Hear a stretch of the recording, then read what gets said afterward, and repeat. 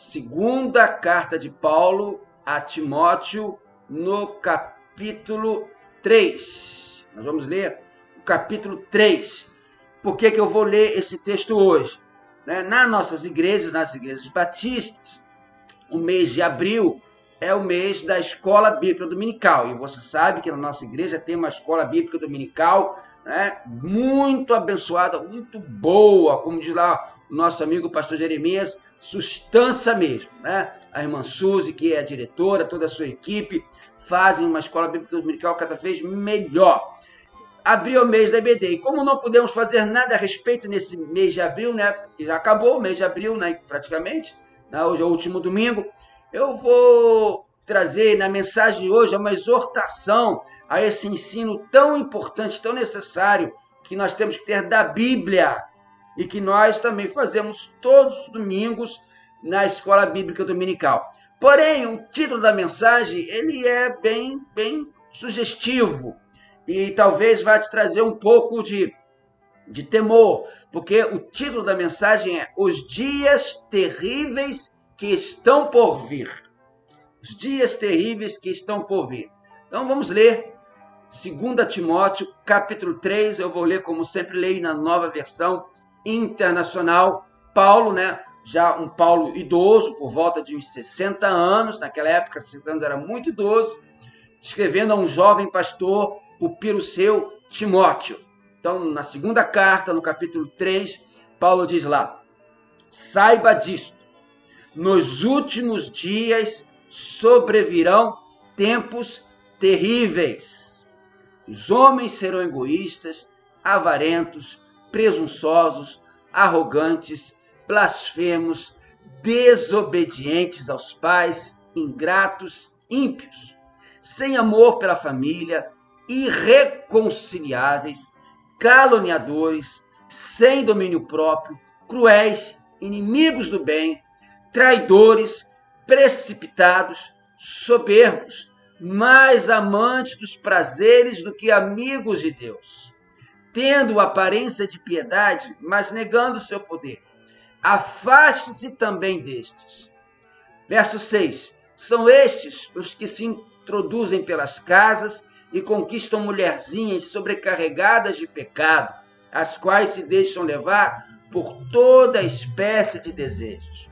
Elas estão sempre aprendendo, mas não conseguem nunca de chegar ao conhecimento da verdade.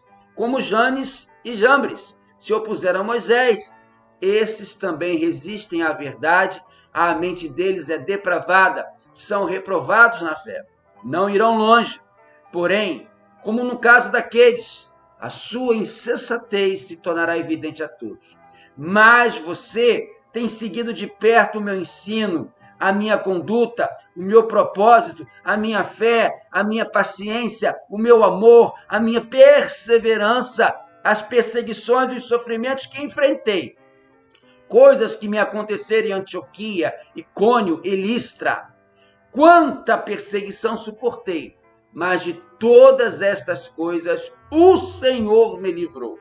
De fato, todos que desejam viver piedosamente em Cristo Jesus serão perseguidos. Contudo, os perversos e impostores irão de mal a pior, enganando e sendo enganados. Quanto a você, porém, permaneça nas coisas que aprendeu e das quais tem convicção, pois você sabe de quem o aprendeu. Porque desde criança você conhece as sagradas letras, que são capazes de torná-lo sábio para a salvação mediante a fé em Cristo Jesus.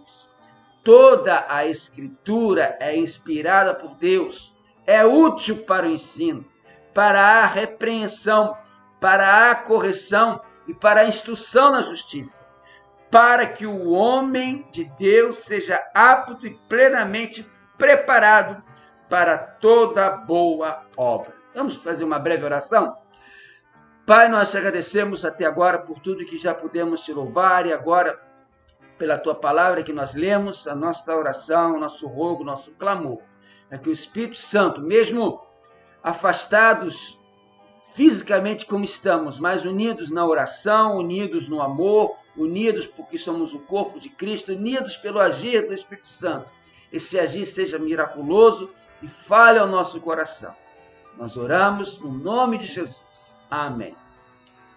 Meu querido, você que tem me acompanhado nessas transmissões, né, desde o dia 18 de março, né, no dia 15 de março, nós tivemos o último culto presencial lá na igreja e a partir do dia 18 temos feito essas lives, essas apresentações aqui. Você tem me ouvido dizer várias vezes a expressão: estamos vivendo dias difíceis. E realmente esses dias difíceis de quarentena, por conta da pandemia de coronavírus, têm sido cada dia mais difíceis. Os dias têm sido cada dia mais difíceis. E especialmente agora, de uns dias para cá, de um tempo para cá, que, como eu, você sabe que os números dos infectados, dos mortos, deixam de ser apenas aquelas estatísticas que nós vemos na televisão ou lemos na internet e passam a ser rostos conhecidos. Isso provoca na gente muita dor, tristeza. Não há como ignorar esse sofrimento. Nós somos humanos e nós ficamos tristes, sofremos. Os dias são terríveis. Mas também, além dessa expressão dos dias terríveis que nós estamos vivendo, os dias difíceis que nós estamos vivendo, há uma outra expressão que eu tenho usado bastante nesses dias difíceis. Se Deus permitir, logo vai passar. Logo vai passar. Mas perceba uma coisa. Eu não quero trazer agora uma mensagem negativa, né, porque o título da mensagem leva a pensar, né, numa mensagem negativa, os dias terríveis que estão por vir. Mas eu não quero trazer uma mensagem negativa, pessimista, quando eu afirmo que esses dias difíceis vão piorar. Eu acredito realmente que os dias difíceis causados pela pandemia do Covid-19, eles vão logo passar. Mas você vai concordar comigo, meu amado, minha amada, meu irmão, minha irmã, meu amigo, minha amiga. Os dias difíceis nunca terminam. Os dias difíceis da pandemia do Covid-19, Deus permitir, vão logo passar, a quarentena vai acabar e vamos estar juntos, tendo a nossa vida normal. Mas dias difíceis nunca terminam. Dias difíceis sempre existiram e sempre existirão na história da humanidade. Notícias tristes, notícias terríveis continuam e continuarão a vir. Pessoas sendo assassinadas, guerras, outros tipos de doenças, pessoas passando fome, pessoas desesperadas, pessoas em depressão, pessoas suicidando-se. Isso, infelizmente, faz parte do nosso dia a dia, além do Covid-19. Enquanto você e eu estamos aqui, muito mais notícias tão tristes quanto estas, espalhadas pelo Brasil e pelo mundo, estão acontecendo. E isso tudo, você sabe tão bem quanto eu, que é consequência de uma sociedade, da humanidade sem temor a Deus. Lá na primeira carta de João, capítulo 5, verso 19, diz que o mundo jaz no maligno, a humanidade jaz no maligno. O que é jaz no maligno? É apodrecer, é morrer, é ficar morta no maligno. Nossa sociedade, a humanidade está morta no maligno. Notícias difíceis, notícias terríveis, sempre vêm e virão acontecer na vida de todos. Mas preste atenção, presta bem atenção no que eu vou falar agora. O que particularmente me deixa preocupado, e muito preocupado, em termos de comportamento humano, o que me deixa preocupado em termos de relacionamento humano, relacionamento violento, bárbaro às vezes, entre as pessoas, é que a coisa vai piorar. A coisa vai piorar. Meu amado, os dias difíceis, a pandemia de Covid-19 vai passar em nome de Jesus. Mas o verso 1 de 2 Timóteo, capítulo 3, a palavra de Deus, a Bíblia Sagrada, diz lá que nos últimos dias sobrevirão tempos terríveis. Paulo usa essa palavra terríveis. Não é só difícil. Não são tempos duros. São tempos terríveis. O que me chama a atenção nessa declaração de Paulo não é a afirmação de que dias piores virão. A gente sabe disso. E nós estamos vivendo isso. Mas o que me deixa tremendamente preocupado é o parâmetro de comparação, perceba, a que Paulo usa para poder afirmar os dias terríveis, os últimos dias. Que parâmetro o apóstolo Paulo usa para comparar e afirmar que os tais dias terríveis, os últimos dias, serão ainda piores? Deixa-me explicar e narrar alguns fatos tremendamente terríveis da sociedade da época de Paulo, né? Mensagem, agora, um pouco mais de estudo da EBD. Naquela época de Paulo, haviam diversas arenas, e a diversão daquele povo, nessas arenas, você sabe bem, os gladiadores lutavam até a morte contra outros gladiadores ou contra as feras terríveis. Naquela época de Paulo, a justiça era assim: os criminosos comuns, os prisioneiros de guerra, mártires do cristianismo, eram amarrados em postes à espera de serem devorados por tigres, por leões famintos. Isso sem falar no próprio relacionamento humano. Na época de Paulo, a escravidão era aceita como algo normal. A escravidão era natural e os escravos eram considerados menos valiosos que muitos animais.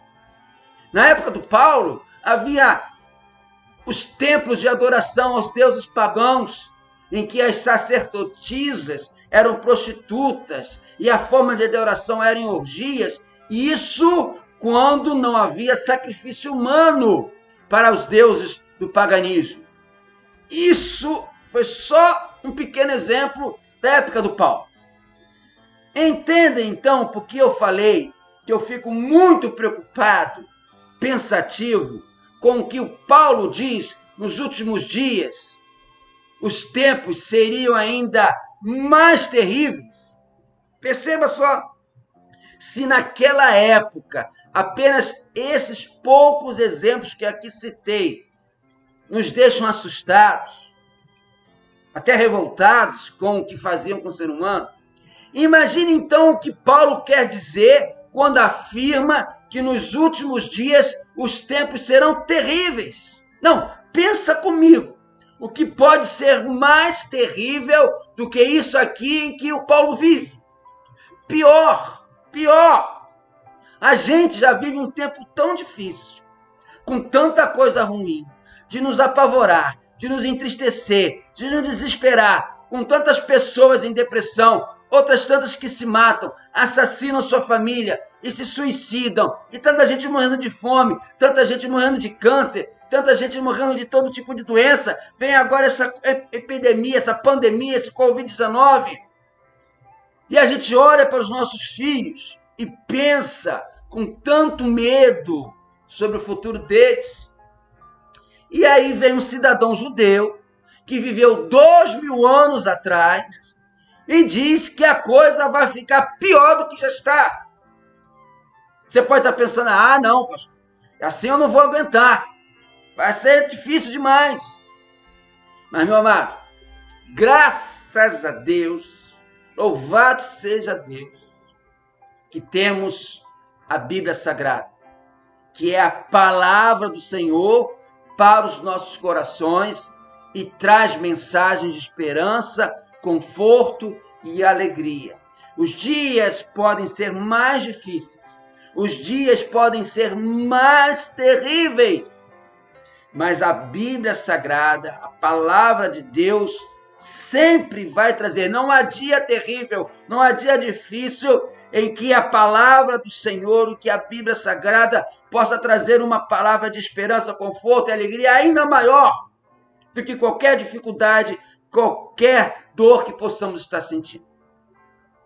E a mensagem que a Bíblia nos traz, na segunda carta de Paulo, capítulo 3, é que mesmo com tudo que possa piorar em termos de mundo e sociedade, a Bíblia me ensina que eu, como cristão, posso e devo fazer melhor. O mundo, a sociedade está cada vez pior. Passamos por dias difíceis. Paulo, a Bíblia fala que os últimos dias, os dias serão terríveis. Mas a Bíblia me ensina que eu, como cristão, como crente no Senhor Jesus Cristo, eu posso e devo fazer melhor. A Bíblia me ensina que como crente em Jesus Cristo, eu, você, nós temos a plena capacidade de fazer mais e melhor pelos filhos, pela minha família, pela minha sociedade, pelo meu mundo. A Bíblia me ensina que mesmo diante de um mundo tão terrível, diante de dias tão terríveis que estão por vir, pior do que esse que nós já estamos vivendo, eu posso fazer a boa obra. A Bíblia me ensina que ao fazer a boa obra, eu posso tornar, usando aí um jargão bíblico, né? Eu posso tornar onde pisar a planta do meu pé um lugar melhor de se viver. A Bíblia me ensina que eu, como crente em Jesus, e apesar dos dias difíceis ou dos dias terríveis que estão por vir, eu posso e devo, como crente no Senhor Jesus, tornar o lugar em que eu vivo melhor de se viver, um lugar de bênção, um lugar onde Jesus seja glorificado por causa da minha vida. Então não tem espaço, não tem momento para reclamação, não tem momento, não tem espaço, não tem oportunidade, para você não tem esperança, não tem momento, não tem espaço para tristeza, não tem momento, não tem espaço para ficar desesperado. Tem sim momento, espaço e oportunidade de você buscar a Deus, aumentar a sua fé, encher-se de coragem como Josué se encheu antes de conquistar a terra prometida e fazer com que o lugar onde você vive seja um lugar melhor, a sua família seja abençoada, onde você estiver, Jesus seja glorificado por causa da sua vida. E isso se dá através de uma coisa: ensinando a Bíblia. É isso que Paulo nos mostra no final do capítulo 3. Perceba, meu querido, ele inicia o capítulo 3 da segunda carta a Timóteo, dizendo para Timóteo, e consequentemente ensinando para nós, que coisas tão terríveis para o homem irão acontecer. Já avisando, dias terríveis vão vir. Ele começa o capítulo 3 falando isso, mas termina o capítulo 3 da segunda carta a Timóteo falando algo de tão maravilhoso para a sociedade, algo que tem o poder de transformar. Paulo diz: ensina as Sagradas Escrituras. Ensina as Sagradas Escrituras. Meu amado irmão, minha irmã, como cristãos, não podemos de forma alguma diminuir ou mesmo deixar de ensinar a Bíblia Sagrada, porque só a Bíblia Sagrada tem o poder de transformar uma sociedade maldita em um lugar de boas obras. O ensino humano é imprescindível, é de vital importância que saibamos sobre matemática, português, história, geografia, ciências. Tudo isso é muito importante e é muito bom e nós devemos aprender e conhecer. Mas essas coisas podem até ajudar a humanidade, como fazem, mas nenhuma dessas ciências humanas tem o poder de fazer do homem o que a Bíblia faz. Nem matemática, nem ciência, nem física, nenhuma ciência pode fazer do homem o que a Bíblia faz. Hoje, nós temos muitas versões da Bíblia.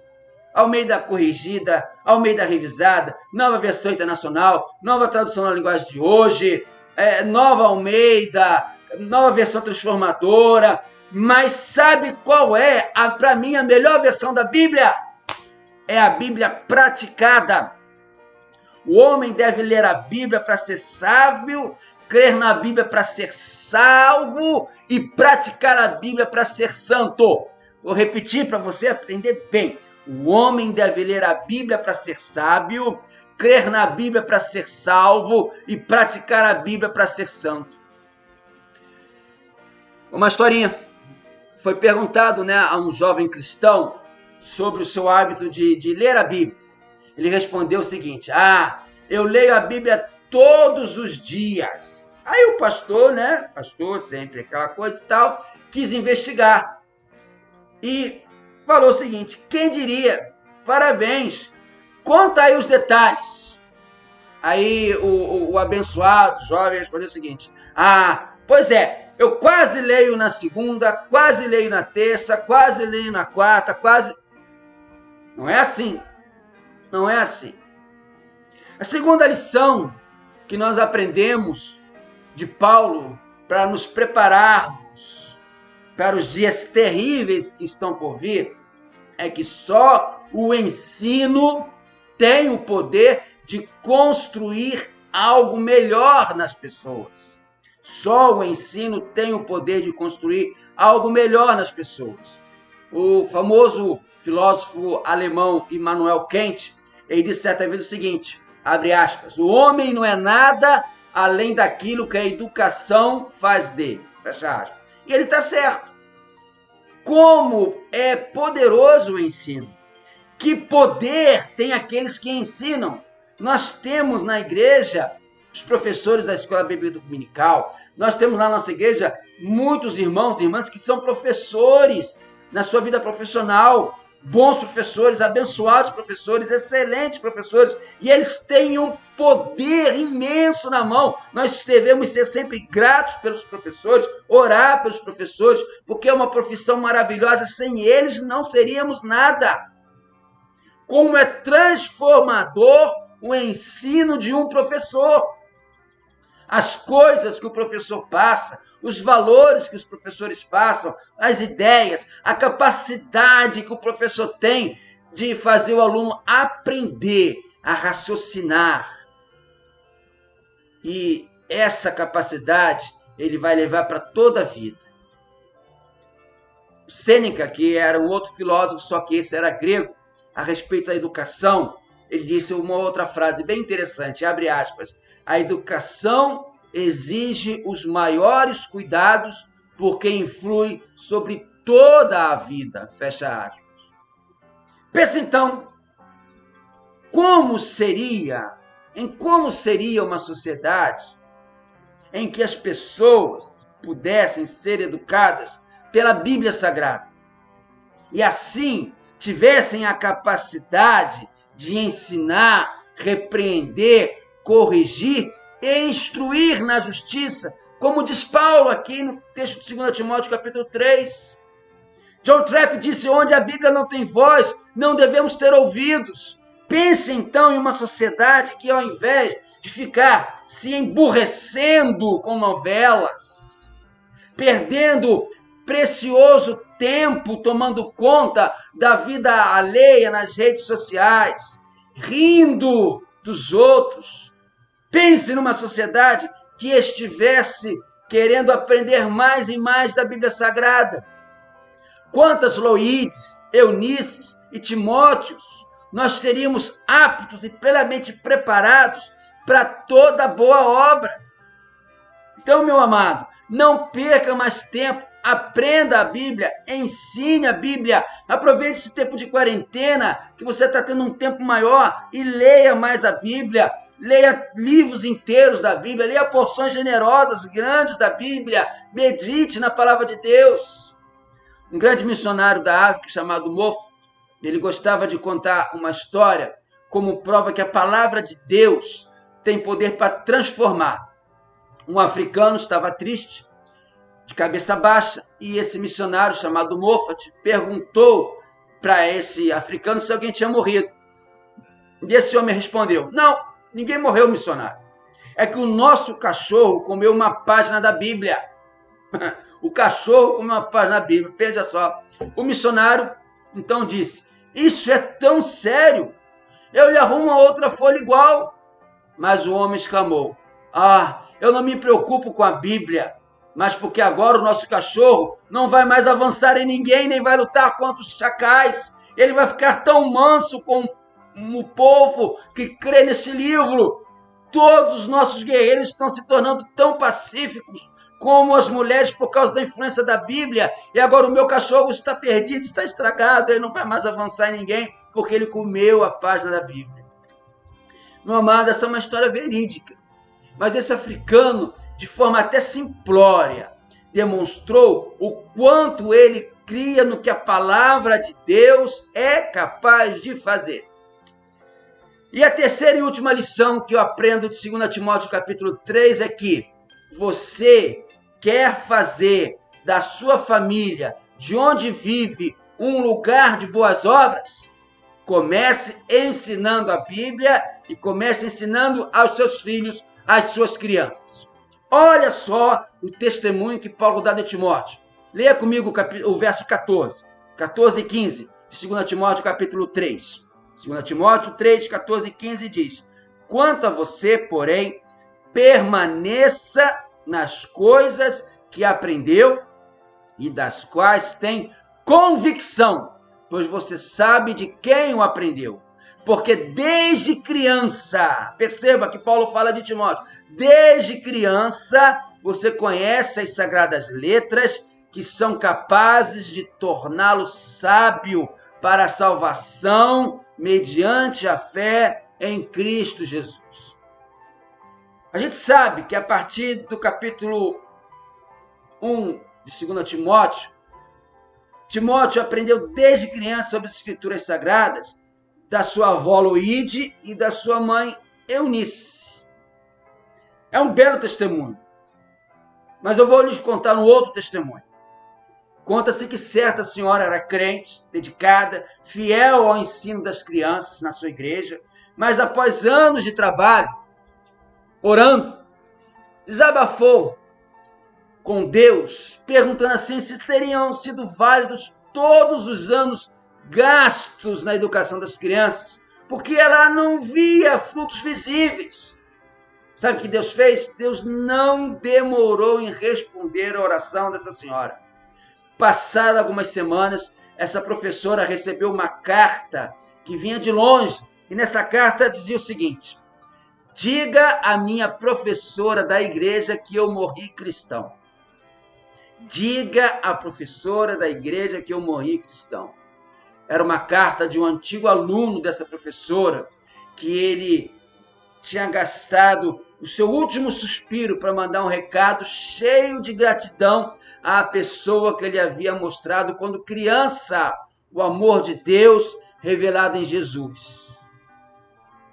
Meus irmãos, meus amados irmãos, minhas amadas irmãs, nós precisamos desesperadamente ensinar nossas crianças a Bíblia Sagrada, para que, mesmo em dias terríveis, elas vivam e morram como cristãos.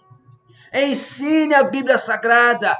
Você que é pai, você que é mãe, você que é avô, avó, tio, tia responsável, você que é adulto, que tem crianças que olham para você como modelo, ensine a Bíblia Sagrada através da sua vida, através do seu comportamento, através do seu exemplo, através do seu modo de falar, das coisas que o entretêm, e mais, e mais. Ensine a Bíblia Sagrada ensinando a Bíblia. O que eu quero dizer com isso? Leia a Bíblia com eles, explique a Bíblia para eles, Desperte a curiosidade deles sobre a Bíblia Sagrada. Conte-lhe as histórias dos grandes heróis da Bíblia para eles. Perceba uma coisa. A cabeça de nossas crianças estão e ficam tão cheias de heróis americanos, japoneses, jogadores de futebol, que se a gente não agir rapidamente, não vai ter mais espaço na cabecinha delas para ensinar sobre Abraão e sua fé, para ensinar sobre Moisés e o Êxodo, para ensinar sobre Josué e a conquista da terra prometida. Ao invés de saber sobre Jonas, sobre Neemias, sobre Pedro, sobre João, sobre Paulo, se você não ensinar a Bíblia, o seu filho, a sua filha, o seu neto, a sua neta, ele vai saber dos Vingadores, ele vai saber do Homem-Aranha, ele vai saber do Batman, ele vai saber do Naruto, do Pokémon. Eu fico pensando na hora da dificuldade que uma criança, que um adolescente passar assim, porque todos nós, independentemente da idade, passamos por dificuldades, passamos por problemas, passamos por tribulações. E eu fico então pensando se na hora da dificuldade que uma criança ou adolescente passar, se ele vai pedir auxílio ao Deus Todo-Poderoso ou ele vai evocar os poderes do Batman ou do Naruto. Ou se na hora de tomar uma decisão, a menina vai pensar e agir como uma Ruth, como uma Esther, ou vai achar o que faria melhor a Katy Perry ou essas cantoras de funk aí, a Anitta, da vida. Ou mesmo no momento de dúvida, ao invés de orar, a criança, ao invés de orar e buscar a resposta na Bíblia Sagrada, o menino ou a menina vai postar no Facebook para ver o que seus amigos aconselham ou curtam.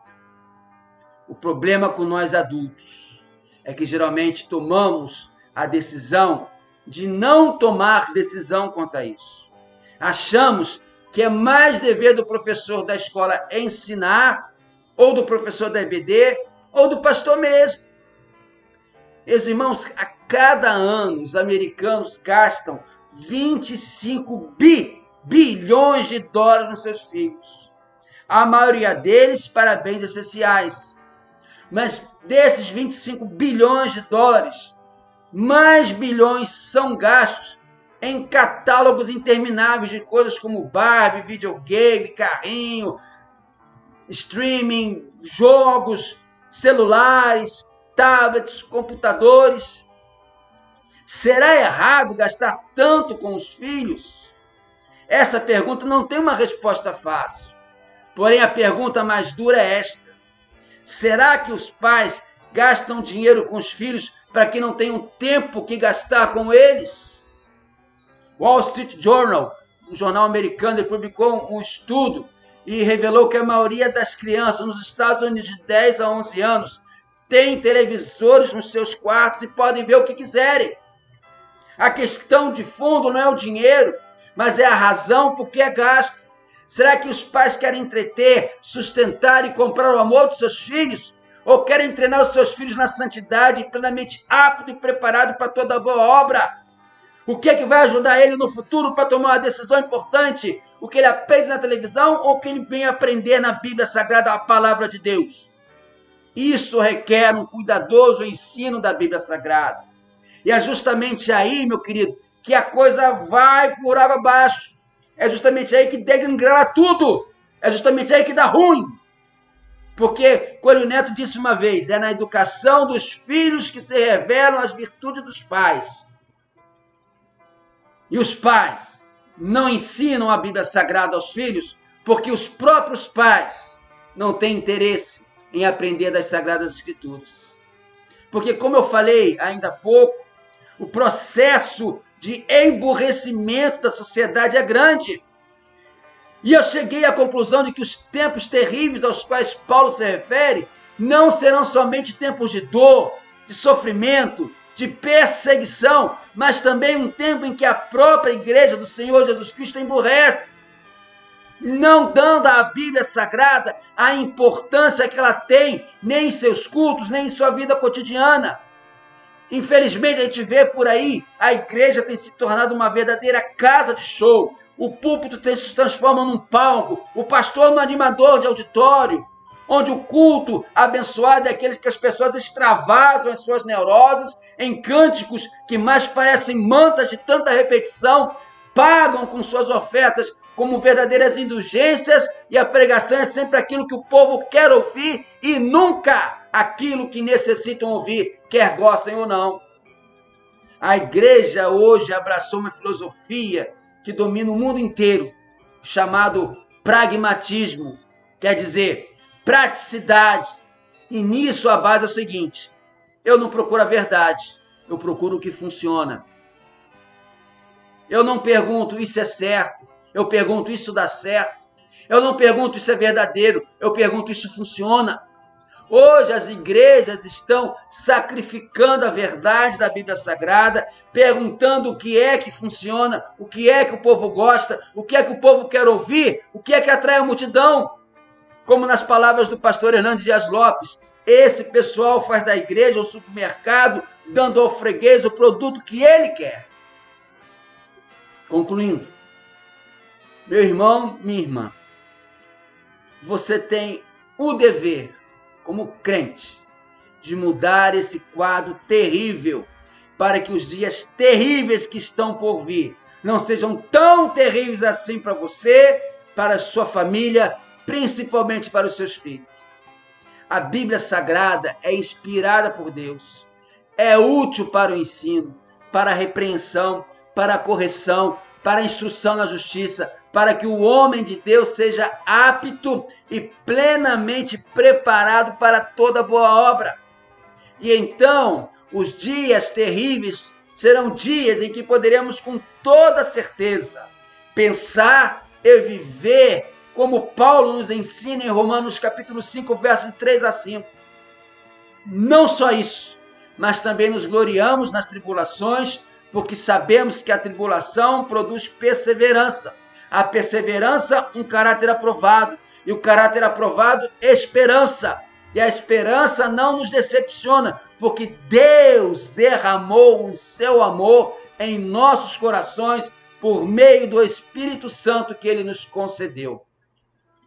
Que bênção consoladora é saber que com Jesus e com os ensinos da Bíblia Sagrada, até mesmo os dias terríveis que estão por vir produzirão esperança em nós, e que através da Bíblia Sagrada os dias podem ser muito terríveis, mas eu estarei preparado para toda a boa obra. Que Deus possa te abençoar grandemente através dessa palavra, e que realmente você ensine com zelo, com amor, com dedicação a Bíblia, à sua família, principalmente aos seus filhos. Amém.